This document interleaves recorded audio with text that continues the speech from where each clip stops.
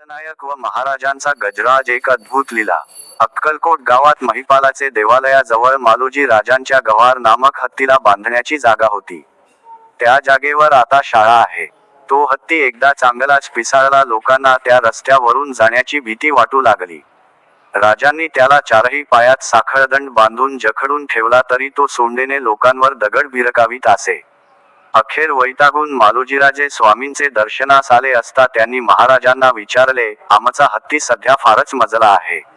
लोकांना ही त्याची फार भीती वाटू लागली आहे, तर त्याला गोळ्या घालून ठार मारावे का? आणि महाराज आपल्या भक्ताच्या त्या हत्तीकडे जाण्यास निघाले। वाटेत लोक महाराजांस सांगू लागले, महाराज या रस्त्याने जाऊ नका, तो हत्ती मोठमोठे दगड सारखा फेकत आहे।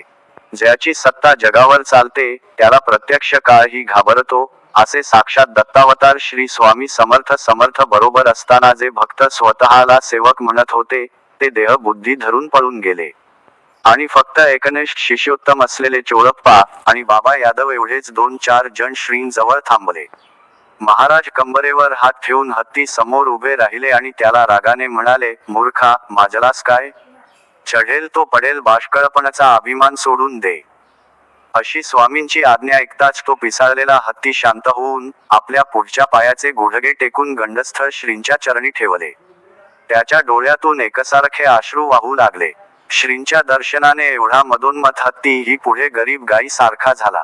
अशा प्रकारे मुकी जनावरे ही श्री स्वामी समर्थांना शरण जातात, पण आपल्यासारखी अहंकाराने मदोन्मत झालेले लोक मात्र महाराजांबद्दल संशय घेतात। असो, ज्याला आपले कल्याण करून घ्यायचे आहे, श्री स्वामी समर्थांच्या चरणास शरण जाऊन त्यांच्या कृपेला पात्र व्हावे।